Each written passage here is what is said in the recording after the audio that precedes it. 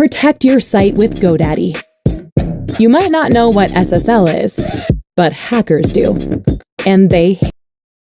Hey guys, David here with Northwest Outdoor Ventures, and today I'm going to cover how to install a charging station onto your motorcycle using a relay. That way you won't have to worry about the precious juices of your battery being soaked up when your bike is off. Alright, let's take a look at the parts list real quick and see what we need to do this. So as you can see, I've got everything laid out on my table here. I'm going to quickly go over it from left to right. We've got our battery tender with a built-in fuse there. We also have some zip ties up there to keep things nice and tidy, some electrical tape. We've also got a USB battery tender. We've got our relay and the plug that goes with it.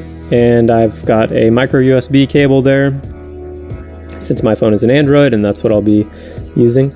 We've also got some 16 gauge red wire up there, various terminal connectors that we'll be needing. And then we've also got some dikes and some wire strippers. And yeah, and I'm also using a RAM mount for my phone to mount onto my handlebars. Anything will really work for, you know, a phone mount, whatever your preference is. I really like the RAM mount, so I would suggest that, but it is a little pricey. And I've got links to everything down below, so feel free to check that out if you want to copy my setup. The next thing we're going to want to do is remove the battery cables from the battery.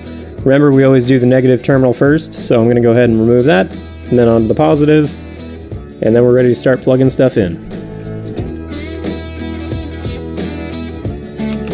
Alright, so I've got everything laid out on my table here. I've already prepped all these wires. And the big thing here is going to be to follow this wiring diagram. You'll also get one with the relay, but if you're not familiar with relays, I feel like this diagram should help you out quite a bit. And now, I was lucky enough to have a plug that actually, when you turn the bike to run, it receives power. So I'm actually getting it from that plug, but it's very common for people to go through the headlight circuit or anywhere else that actually receives power when the bike is set to run. So anyways, like I mentioned, it doesn't also have to be a USB cable. You know, this could be for heated grips or heated vests, things like that. Anything that you might want to run off your battery. Alright, so we've got our cables all prepped and ready to go, and now we can start installing them. Every bike is going to be different, so you really do kind of have to just take a look through it and see how it's going to really fit onto your bike. Alright, so let's do that. Alright, so once you've got all your components in place and zip tied down, you're going to want to hook the battery back up. So again, be careful anytime you're dealing with batteries and, well, electricity in general, really. So I'm going to go ahead and put this back together, and then I'll show you how I routed the cables and everything and kind of explain why I did what I did.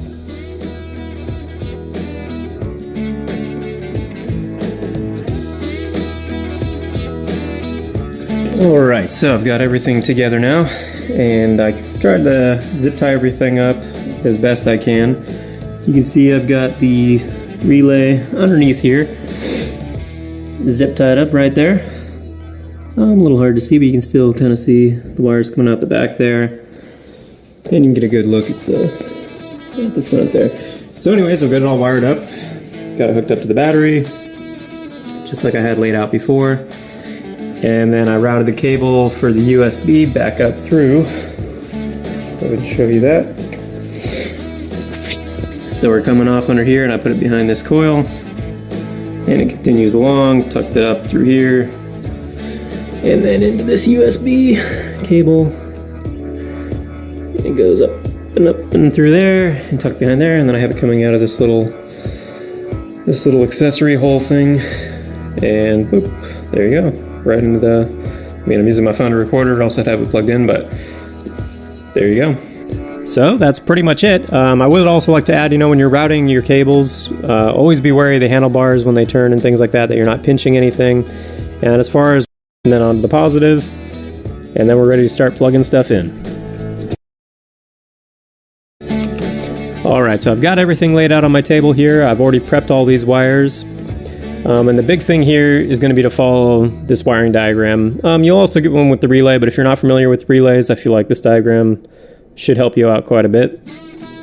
And now, I was lucky enough to have a plug that actually, when you turn the bike to run, it receives power. So I'm actually getting it from that plug, but it's very common for people to go through the headlight circuit or anywhere else.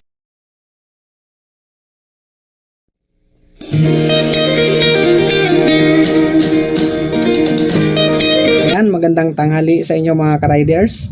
Ngayong tanghali ay gagawa ako ng video para mabigyan kayo ng tip